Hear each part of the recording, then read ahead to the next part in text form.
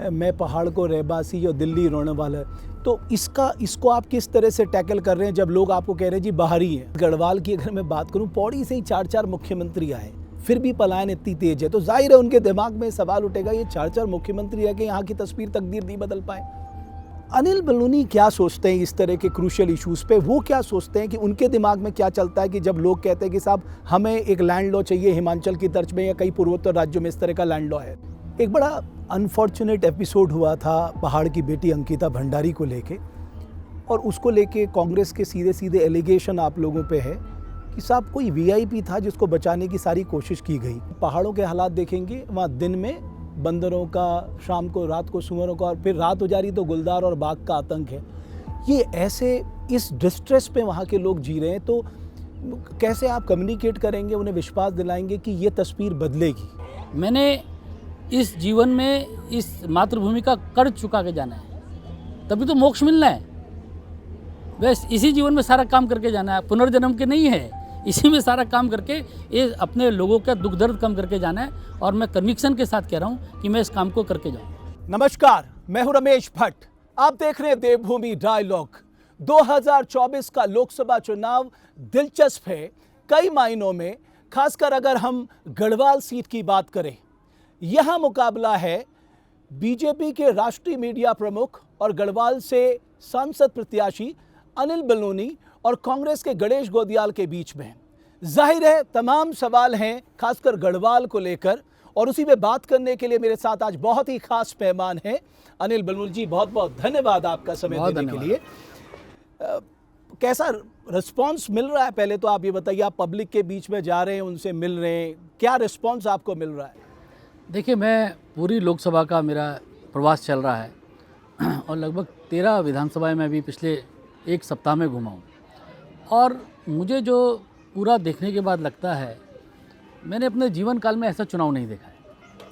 ये अलग तरीके का चुनाव है, जबकि जनता ने पूरे चुनाव को अपने हाथ में ले लिया। चुनाव नेताओं से, कार्यकर्ताओं से हाथ से निकल के जनता के पास चला गया। जनता ने तय कर लिया है कि मोदी जी को पुनः प्रधानमंत्री बनाना है। जनता ने तय कर लिया है कि इस देश को विकसित राष्ट्र बनाना है और विकसित उत्तराखंड बनाना है, विकसित गढ़वाल बनाना है।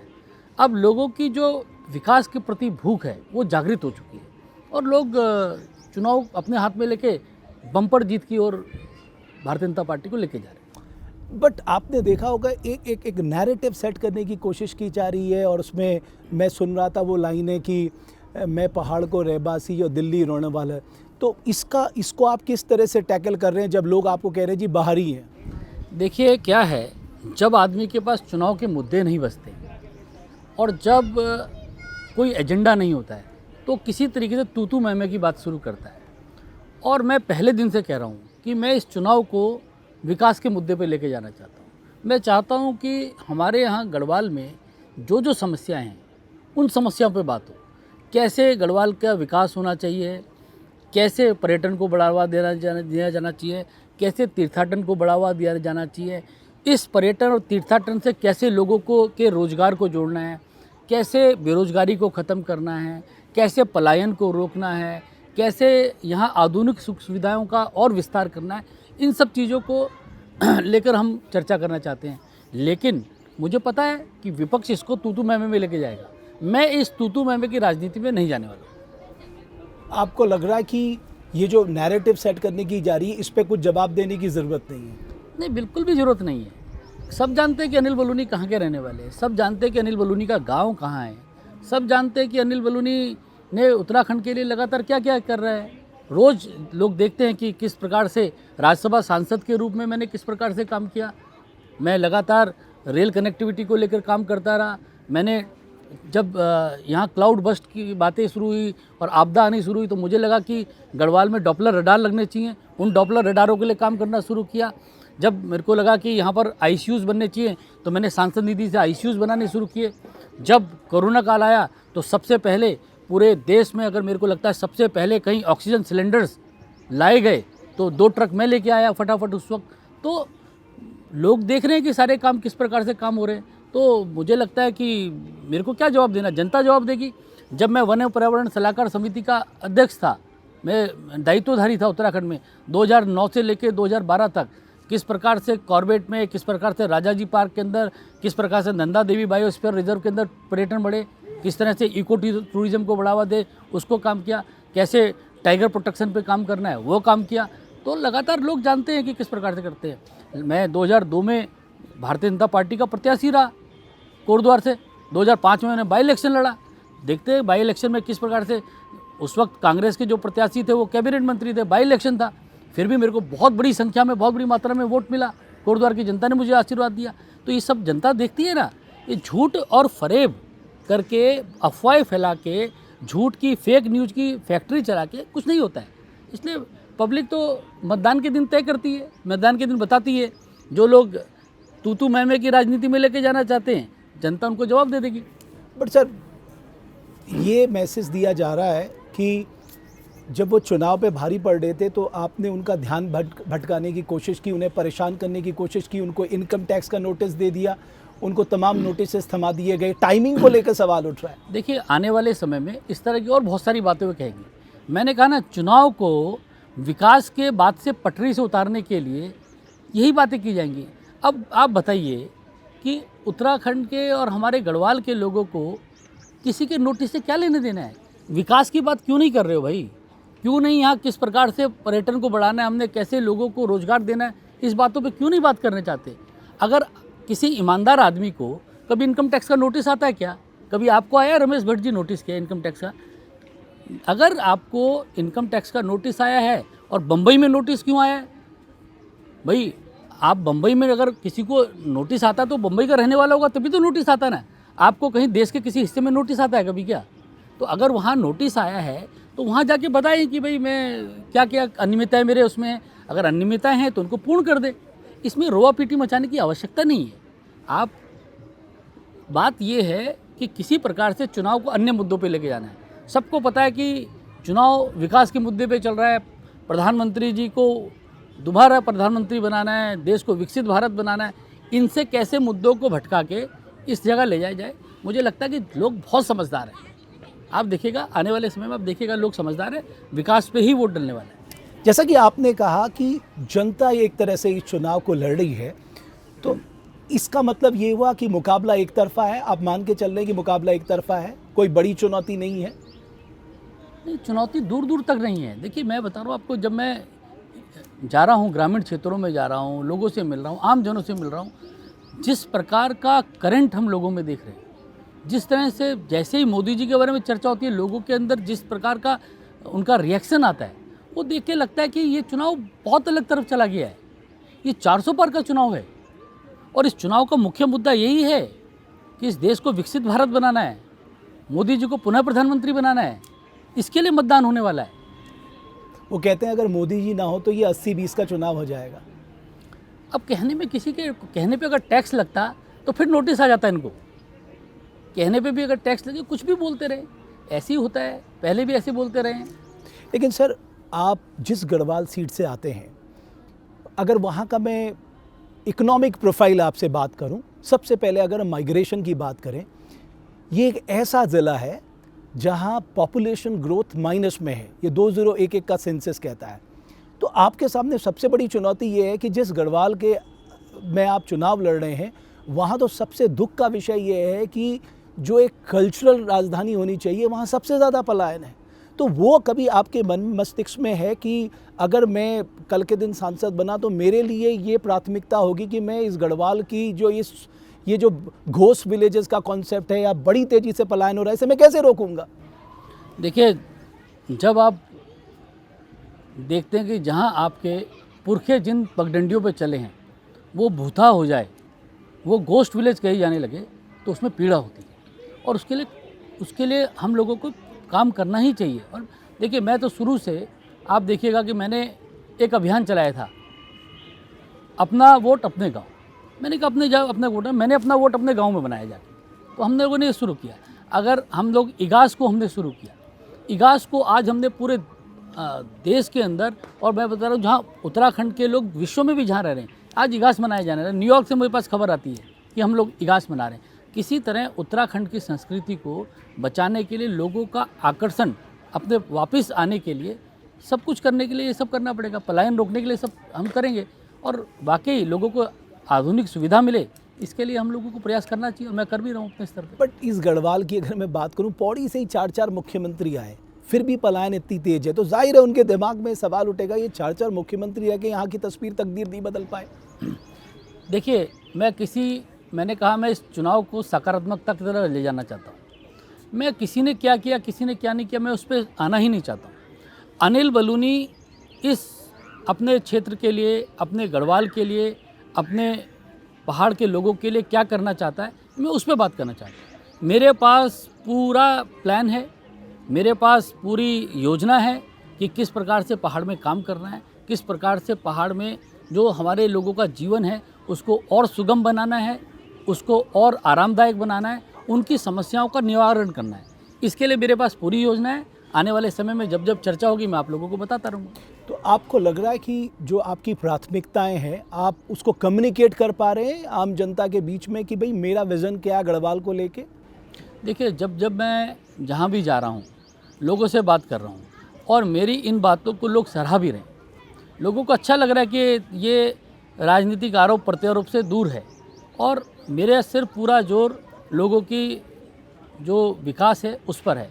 तो लोग इसको पसंद भी कर रहे हैं और लोगों को कम्युनिकेट हो रहा है जो आप कह रहे हो। जैसे मैं आपको एक और बड़ा ज्वलंत उदाहरण देता हूँ।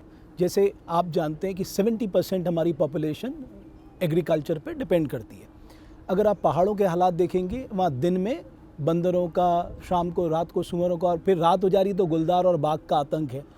ये ऐसे इस डिस्ट्रेस पे वहाँ के लोग जी रहे हैं, तो कैसे आप कम्युनिकेट करेंगे, उन्हें विश्वास दिलाएंगे कि ये तस्वीर बदलेगी? आप विश्वास करिए तस्वीर बदलेगी। क्या आपने इस बारे में विचार किया? क्योंकि बिना एग्रीकल्चर इकोनॉमी को अपग्रेड किए, वहाँ लोगों को जोड़े, आप बदलाव ला ही नहीं सकते अगर हम गढ़वाल की बात करें।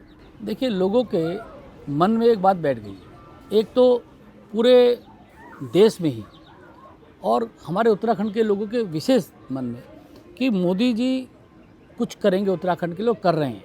मोदी जी किस प्रकार से उत्तराखंड को बदलने की जो उनका कहना है कि आने वाला दशक उत्तराखंड का होगा, उसको लेकर लोगों के अंदर एक ये बड़े आकर्षण है कि वाकई मोदी जी आने वाले समय में उत्तराखंड को बदलेंगे। और मैंने आपने जो सवाल किया है उस पर मेरे पास स्पष्ट विजन है कि किस प्रकार से गढ़वाल में जो आपने एग्रीकल्चर की बात की उसको किस प्रकार से ठीक किया जा सकता है, जो आपने वन्य जीवों की बात की कि उसके कारण कितनी समस्या, उसके लिए भी मेरे पास पूरा प्लान आगे के लिए है और आने वाले समय में इसको मैं सबके सामने रखूँगा भी। लोगों को ये लगता है कि अनिल बलूनी ये सारे कार्य कर सकते हैं। देखिए, मैं आपको एक उदाहरण देता हूँ कि पौड़ी में एक मेरा मन में था कि वहाँ पर एक विशेष खगोलिक वहाँ पर एक लोकेशन है जिससे कि आप खगोल के बारे में काफ़ी कुछ देख सकते हैं। तो मैंने वहाँ तारामंडल के बारे में कार्यक्रम शुरू किया और वहाँ पर एक माउंटेन म्यूजियम, क्योंकि वहाँ से बहुत बड़ा हिमालय का बड़ा सुंदर व्यू आता है। तो वहाँ पर एक जिस जगह पर हमने देखा वो फॉरेस्ट लैंड। मैं आपको रमेश जी कहता हूँ, आप तो पत्रकार दिल्ली में भी रहे हैं, सब जगह रहे हैं, आपको पता है कि फॉरेस्ट की क्लियरेंस में कितना समय लगता है। उत्तराखंड से उस 1 हेक्टेयर लैंड की उसकी लैंड ट्रांसफ़र की एप्लीकेशन गई शाम को 4:30 बजे और अगले दिन 11:30 बजे भारत सरकार ने उसको स्वीकृत कर दिया। ये ऐसा अद्भुत आपने सुना नहीं होगा कभी। इस तरीके से हम लोग काम करते हैं, 24 घंटे नहीं बीते हैं। नहीं तो आपने इतना इंतज़ार क्यों किया? इतना आपके दिमाग में था कि गढ़वाल से जैसे ही मेरा मन होगा चुनाव लड़ने का उसके बाद मैं इसको आगे लाऊंगा, या आपने पहले से प्लान किया? अरे भाई, आप पिछले 6 महीने के अगर अखबार को खंगाल रहेंगे तो आपको दिख जाएगा। पहले उसके वहाँ पर उसका ड्राफ्ट बना, पहले जब तक तो ये प्रत्याशी बनने की बात भी कहीं नहीं थी, उसका कहाँ तैयारी होगी, कैसे कार्यक्रम बनेगा, वहाँ से फॉरेस्ट लैंड आएगी, कितनी ज़मीन चाहिए उसका, कैसे उसका पूरा कार्यक्रम बनेगा, कितना बड़ा होगा, ये सब तैयारी हुई है।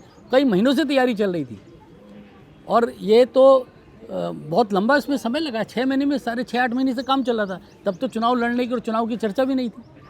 आप ये कहना चाह रहे हैं सेंटर में जो आपकी पकड़ है उसका बेनिफिट होगा गढ़वाल को, कि जो भी काम है वो एक्सपर्टाइट होंगे, तेज़ी से होंगे? ऐसा रमेश जी, मैं आपको ये कहना चाहता हूँ कि मेरे में जितना मेरे अंदर पोटेंशियल है, जितना मेरे अंदर क्षमता है उस सब का उपयोग पहाड़ के लोगों के दुख दर्द को कम करने के लिए मुझे करना है, और मैं करता भी रहा हूँ। मैं हर वक्त इसी तरीके से सोचता हूँ। और आपको मैं आज एक बड़ी मन की बात बताता हूँ जो मैं आमतौर पर कहना नहीं चाहता था, कि आप सबको पता कि मैं बड़ी गंभीर बीमारी से रहा और लगभग कई महीनों तक मैं अस्पताल में रहा। कोई भी दिन अस्पताल के अंदर भी जब भी कोई केंद्रीय मंत्री मुझसे मिलने आता था, कोई दिन ऐसा नहीं रहा कि मैं पहाड़ की चिंता नहीं करता हूँ। कोई दिन ऐसा नहीं रहा कि मैं उत्तराखंड के बारे में सोचा ना हो। मैं आपको बहुत सारे ऐसे तस्वीरें मेरी मिल जाएंगी कि जब मैं बीमारी की हालत में और ठीक होने के एकदम बाद किसी केंद्रीय मंत्री से मिलने चला गया हूँ। उस वक्त तो राजनीति दिमाग में नहीं होती है, आदमी का जीवन रक्षण के काम चल रहा होता है। लेकिन मैंने उस वक्त भी कभी भी एक पल ऐसा नहीं सोचा कि उत्तराखंड के बारे में नहीं सोचा। मैंने बीमारी के समय को भी उत्तराखंड के बारे में सोचा, जब मेरा जीवन बचने की संभावना तक नहीं थी, उस वक्त भी मैं उत्तराखंड के और अपने पहाड़ के बारे में सोचता था। तो इसलिए, और लोगों ने इस बात को देखा है, ये लोगों के मन में बैठी बात है, ये बात नहीं निकलेगी। बट अभी अनिल बलूनी फिट हैं, बिल्कुल फिट हैं, क्योंकि ये भी नैरेटिव है कि वो उनकी तबीयत तब पहले ख़राब थी, अभी बिल्कुल फिट हैं। देखिए, मैं रोज़ दौड़ रहा हूँ पहाड़ों पे। बहुत सारे लोग मुझसे पीछे रह जाते हैं जब चलता हूँ, तो लोगों को लगता है कि भाई थोड़ा धीरे चलो यार, हम तो पीछे रह गए हैं। इसलिए वो सब विषय नहीं है। मैंने कहा ना, ये सब नैरेटिव फैलाए जाएंगे। मैंने अपने कार्यकर्ताओं को कहा है, अपने पहाड़ के मतदाताओं को कहा है कि झूठ की राजनीति जो चलेगी उससे सावधान रहे। इनके पास कोई एजेंडा नहीं है, ये केवल झूठ फैला सकते हैं, उस झूठ से सब सावधान रहे। लेकिन एक मैं आपसे ज़रूर जानना चाहूँगा, और पूरा उत्तराखंड जानना चाहता है, कि राजेंद्र भंडारी को 4 घंटे के अंदर आपने कौन सी ऐसी स्क्रिप्ट लिखी या कौन सा ऐसा टॉनिक पिलाया कि आप 4 घंटे के अंदर, जो रुद्रप्रयाग में भाषण दे रहे थे कि मेरे को कोई खरीद नहीं सकता, मैं किसी के दबाव में नहीं आऊँगा, और 4 घंटे के भीतर बिना कपड़े बदले वो आपकी पार्टी ज्वाइन कर रहे हैं? देखिए, इसमें मैं आपको बताऊं, पूरे देश में जो सामाजिक कार्यकर्ता हैं, जो राजनीतिक कार्यकर्ता हैं, वे बड़े जो चाहते हैं कि जो देश में विकास की राजनीति चल रही है इसके सहभागी बने। उनको समझ आ गई कि कांग्रेस अब जर्जर हो चुकी है, ये भवन गिर चुका है, नेस्तानबूत हो चुका है लगभग। अब उनको लगता है कि अगर देश में विकास की राजनीति करनी है, वाकई देश को विकसित बनाना है, देश को विश्व गुरु बनाने की जो हमारी कल्पना है वह सब है, तो उनको लगता है कि भारतीय जनता पार्टी का जाना चाहिए। तो सब लोग जा रहे हैं। अब उसमें राजेंद्र भंडारी जी भी आए, और पूरे देश में आप तो रोज़ देख रहे हैं, कौन ऐसा आदमी नहीं है जो भारतीय जनता पार्टी में नहीं आना चाहता है इस वक्त। सब जानते हैं कि कांग्रेस डूब चुकी है, सब जानते हैं कि कांग्रेस अब कभी घुटनों तक भी नहीं आ सकती है, लेट चुकी है, तो अब भारतीय जनता पार्टी में आ रहे हैं। लेकिन आप इतनी भारी भीड़ को रखेंगे कहाँ? आप तो आधार कार्ड भी चेक नहीं कर रहे, मैं देख रहा हूँ, जो आ रहा है उसे ले रहे हैं। ऐसा नहीं है। देखिए, ऐसा नहीं है कि हम लोग क्या चेक कर रहे हैं क्या नहीं कर रहे हैं, वो सब हमारा एक मैकेनिज़्म है। और हमारा ये मानना है कि अगर देश को आगे बढ़ाने के लिए इस महायज्ञ में जो लोग शामिल होना चाहते हैं, वह सब हमारी नीतियों पे, हमारे संस्कारों पे सब लोग आएँ, आगे बढ़े, हम स्वागत है उसमें। अगर तीर्थाटन और पर्यटन के लिहाज से अनिल जी मैं देखूं, मैं समझता हूं कि ये जो संभावनाओं का आकाश है गढ़वाल, आपने कुछ, जाहिर है आप यहाँ लड़ रहे हैं, आप घूम रहे हैं, तो आपके दिमाग में आ रहा होगा किस चीज़ को किस तरह से तब्दील किया जा सकता है। तीर्थाटन हमारा अच्छा है, लेकिन जो हाई एंड टूरिस्ट है, जो पैसे खर्चीला टूरिस्ट है, उसके लिए हम क्या ऐसा करें कि ज़्यादातर लोग एक अच्छे टूरिस्ट डेस्टिनेशन बने, लोग आए, उनको सुविधाएं मिलें, क्योंकि अभी इंफ्रास्ट्रक्चर तो डेवलप हो गया, चाहे रोड्स का हो, आने समय में रेल का हो। देखिए रमेश जी, मैं आपको ये विश्वास दिलाता हूँ, मेरे पास सारा कार्यक्रम है, और आने वाले नॉमिनेशन के बाद जल्दी मैं अपना जो मेरा विज़न है पहाड़ को लेकर उसको जारी भी करूँगा। और मैं आपको विश्वास दिलाता हूँ, और अपने पूरे गढ़वाल के और उत्तराखंड की जनता को विश्वास दिलाता हूँ कि मेरे पास पूरा कार्यक्रम है, मेरे पास पूरा विज़न है, मेरे पास पूरी तैयारी है इस पूरे गढ़वाल की तस्वीर बदलने के लिए, इस गढ़वाल को एक बहुत ही खुशहाल गढ़वाल बनाने के लिए मेरे पास सारा कार्यक्रम तैयार है। आप समय आने दीजिए, आप देखिए, मैं हर चीज़ को करके दिखाऊंगा। और निश्चित तौर पे मेरे लिए बहुत गर्व का विषय और बहुत आत्मसंतुष्टि का विषय होगा कि मैं अपना जो मातृभूमि का ऋण है वह चुका पाया। मैं इस गढ़वाल के लिए इतना सब कुछ करना चाहता हूँ कि लगे कि जो मेरे को जन्म इस मातृभूमि ने दी, इस मातृभूमि का अनिल बलूनी कर्ज चुका पाया, तो ये मेरे को एक संतुष्टि जरूर रहेगी। आपने देखा होगा उत्तराखंड में जो एक एजिटेशन है, और जब मैं कल आपसे इंटरव्यू के लिए आ रहा था तो ज़्यादातर लोगों का ये कहना था कि 2 सवाल ज़रूर होने चाहिए। एक है भू कानून को लेकर, आपने देखा पूरे प्रदेश में भू कानून को लेके एजिटेशन है कि लोगों को लगता है साहब हमारी जल जंगल ज़मीन में इंक्रोचमेंट हो रहा है, हम कहीं ना कहीं अपनी कल्चरल आइडेंटिटी खो रहे हैं और डेमोग्राफिक एक चेंज आ रहा है। अनिल बलूनी क्या सोचते हैं इस तरह के क्रूशियल इश्यूज़ पे? वो क्या सोचते हैं कि उनके दिमाग में क्या चलता है कि जब लोग कहते हैं कि साहब हमें एक लैंड लॉ चाहिए हिमाचल की तर्ज में या कई पूर्वोत्तर राज्यों में इस तरह का लैंड लॉ है? नहीं, देखिए इसमें मेरा मानना है, बाकी तो मैं एक बार जब इस तरह के निर्णय में हम लोग शामिल होंगे ज़रूर उसको बहुत एक्सप्लेन कर पाएंगे। लेकिन ये बात ज़रूर है कि उत्तराखंड के हिसाब से हिमाचल का लॉ हिमाचल के हिसाब से हो सकता है। उत्तराखंड के लिए हमको सोचना चाहिए कि किस प्रकार से हम उत्तराखंड के विकास में कहीं बाधा भी ना पड़े, विकास भी हो सके। इसको एक जिसको कहते हैं बैलेंस सोच के साथ हमको काम करना चाहिए और सरकार उस पर काम कर भी रही है। सरकार उस पर सोच भी रही है कि किस प्रकार से उत्तराखंड के हितों को इस पर रक्षण हो सके। आप मानते हैं कि ज़रूरत है? नहीं, मैंने कहा ना, समय समय पर जिस तरह की परिस्थितियाँ आएंगी उस पर सरकार भी सोच रही है, हम लोग भी चिंतन में हैं, हम लोग भी बातचीत कर रहे हैं कि किस प्रकार से इस दिशा में आगे बढ़ना है। एक बड़ा अनफॉर्चुनेट एपिसोड हुआ था पहाड़ की बेटी अंकिता भंडारी को लेके, और उसको लेके कांग्रेस के सीधे सीधे एलिगेशन आप लोगों पे है कि साहब कोई वीआईपी था जिसको बचाने की सारी कोशिश की गई, और वो इस तरह की एक नैरेटिव पब्लिक में भी जा रहा है। इस पे आपका क्या कहना है कि कैसे हम, और ख़ासकर आप अनिल जी आप एनसीआरबी की रिपोर्ट भी देखेंगे, अगर हम पहाड़ी राज्यों की बात करें उत्तराखंड का रिकॉर्ड ख़राब दिख रहा है, इसको आप किस तरह से देखते हैं? देखिए, जो मैंने आपको कहा ना कि इतना दुर्भाग्यपूर्ण घटना थी, और जब ये घटना हुई कौन ऐसा आदमी था, और विशेषकर जो उत्तराखंड का रहने वाला हो, हमारे यहाँ एक ऐसी दुर्घटना हुई, ऐसी एक घटना हुई, उसको किसका मन नहीं पसीजा होगा। इस घटना मतलब मन रोया है।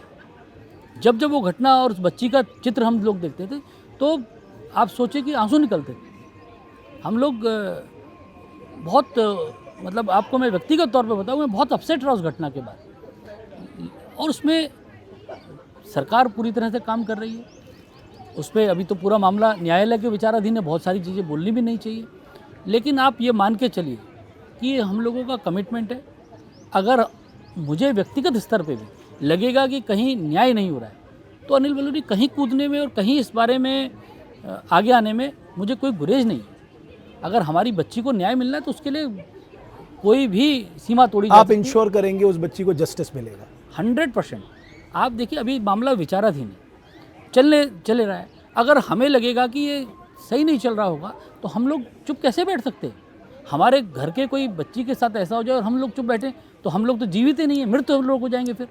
इसलिए आप जो प्रक्रिया है उस प्रक्रिया को नहीं तोड़ना चाहिए, लेकिन जब समय आएगा हमें ऐसा लगेगा तो जरूर करेंगे। मामला भी विचाराधीन है और उस पर आगे कार्रवाई चल रही है। एक धनगढ़ी पुल को लेके बहुत सवाल उठते हैं कि आपने तब कहा था कि साहब ये बहुत तेज़ी से बनेगा, और उसके बाद फिर लोग कहने लगे साहब हमारा धनगढ़ी पुल हमें कहा गया था, बना नहीं। ये क्या है, ऐसा क्या रहस्य धनगढ़ी पुल के पीछे ऐसा क्या है जो इतना डिले हो गया? मैं आपको ये बता रहा हूँ कि जो हमारे विपक्षी दल हैं वो इसी प्रकार से बातों को फैलाते हैं। जैसे अभी आपने हमारी बेटी अंकिता भंडारी वाले कांड में बताया कि एक तरह से अफवाह फैलाने का काम शुरू करते हैं।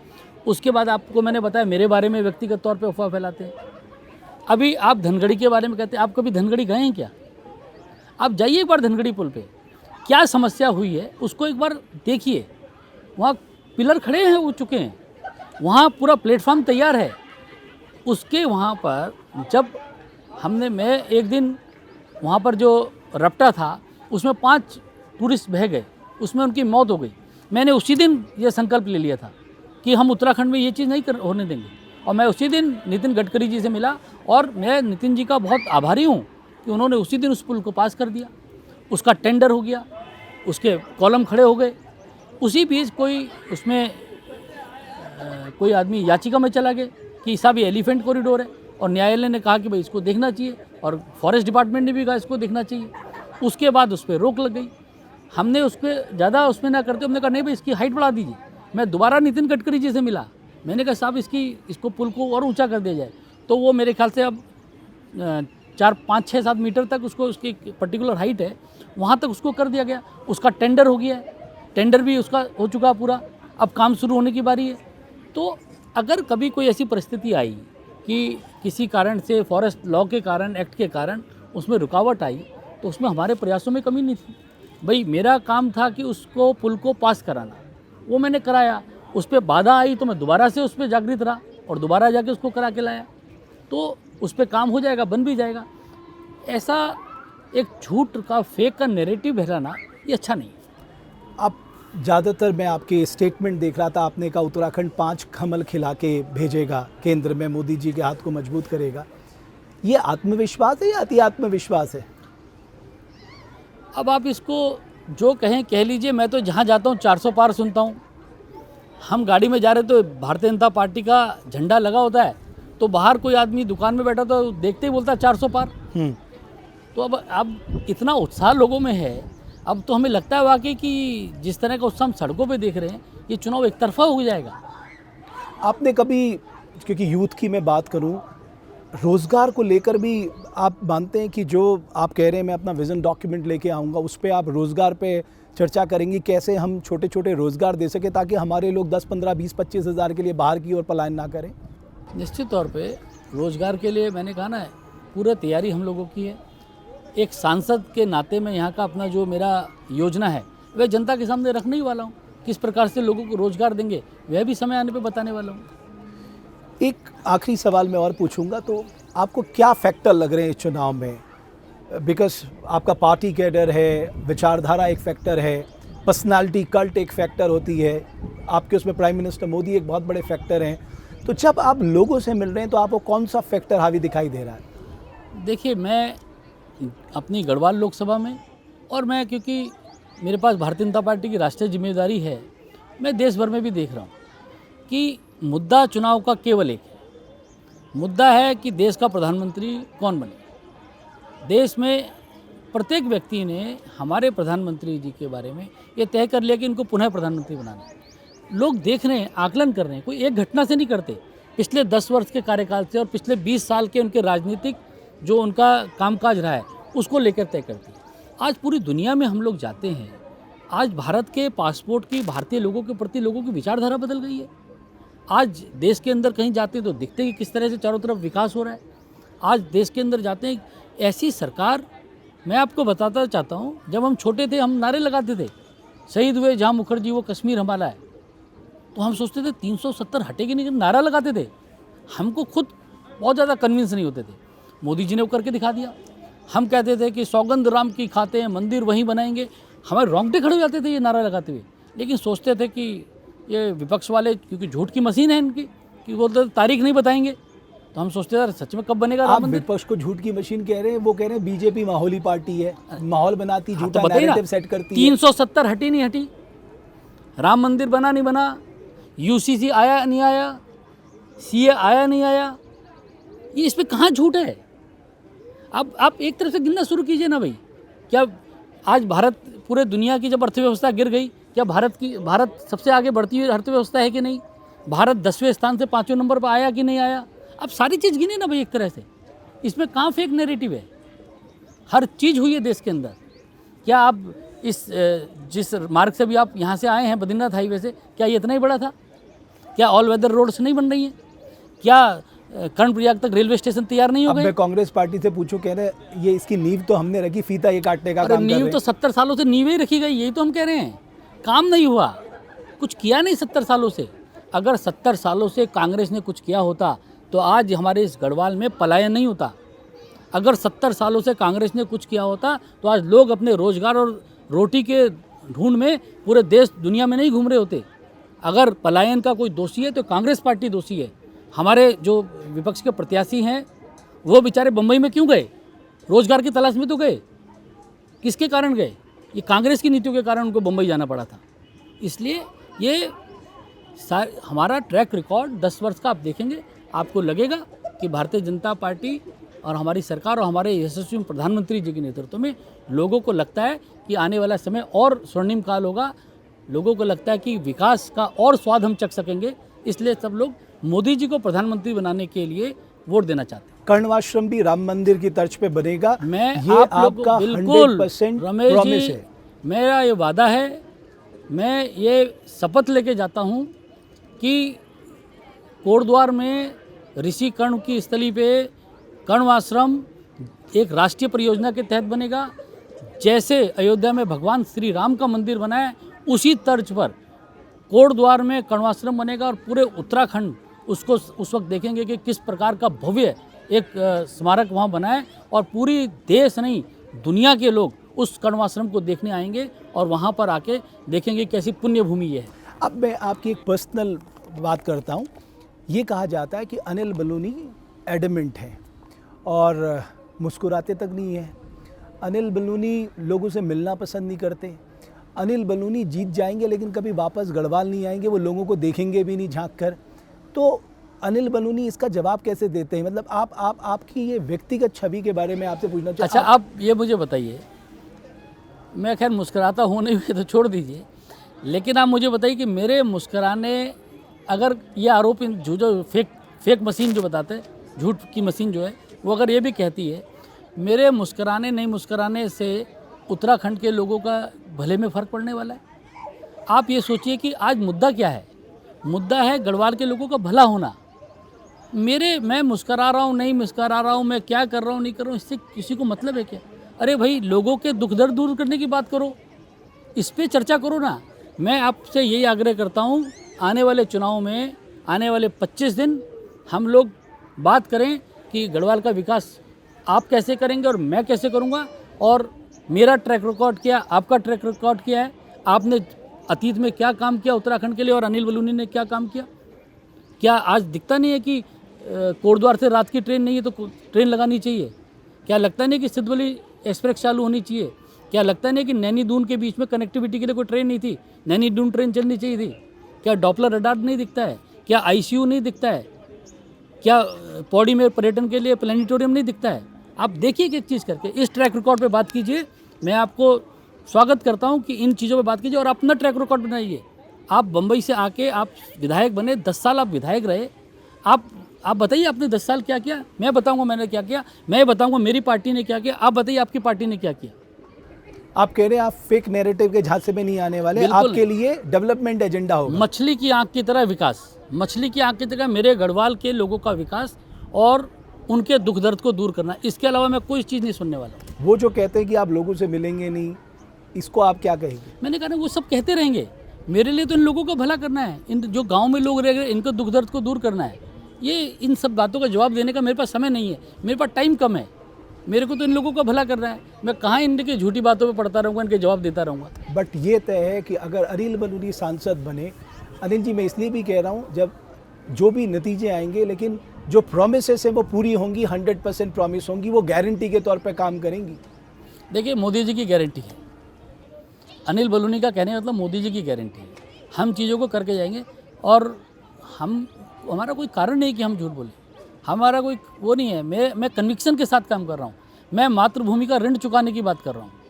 मैंने इस जीवन में इस मातृभूमि का कर्ज चुका के जाना है, तभी तो मोक्ष मिलना है। बस इसी जीवन में सारा काम करके जाना है, पुनर्जन्म के नहीं है, इसी में सारा काम करके ये अपने लोगों का दुख दर्द कम करके जाना है। और मैं कन्विक्शन के साथ कह रहा हूँ कि मैं इस काम को करके जाऊँ। जो दूसरी लाइफ आपको मिली, मैं इसलिए कहूँगा बिकॉज वो लाइफ थ्रेटनिंग डिजीज़ थी आपकी, उसके बाद क्या बदलाव आपके उसमें आया? मतलब उस मुश्किल दौर से जब आप बाहर निकले तो तब क्या बदलाव देखा आपने? नहीं, इस बीमारी ने मुझे और मजबूत किया, मुझे और ये सिखाने के लिए किया कि जितना जीवन है उस जीवन में लोगों के लिए, और अगर मैंने राजनीति का रास्ता चुना है तो मेरे को इसमें लोगों को कल्याण करने के लिए काम करना है। मुझे राजनीति में और कुछ मेरे करने की वो नहीं है, सिर्फ ये है कि मेरे को अपने लोगों को, अपने पहाड़ के लोगों के लिए, मेरे को पार्टी ने भी काम दिया है और मुझे इस इलाके के लिए कुछ कर देना है, कुछ बदलाव करना है। ऐसा भविष्य में लोग कहें कि अनिल बलूनी का कंट्रीब्यूशन गढ़वाल की जनता के लिए इतना बड़ा था। चलिए, बहुत धन्यवाद अनिल जी, आपने समय दिया, सारे सवालों के जवाब दिए, बहुत आभार और बहुत शुभकामनाएं आपको, बहुत आपके आगे के चुनाव। मुस्कुरा भी रहा हूँ आपके चलिए, बहुत धन्यवाद। तो गढ़वाल के प्रत्याशी अनिल बलूनी ने कहा कि उनका विजन है विकास और वो गढ़वाल के विकास को लेकर एक बड़ी भूमिका अदा करना चाहते हैं। जाहिर है फैसला जनता जनार्दन को करना है, लेकिन गढ़वाल की चुनौतियां आसान होनी चाहिए, हर कोई यही चाहता है। बहुत बहुत धन्यवाद हमारे इस खास इंटरव्यू को देखने के लिए।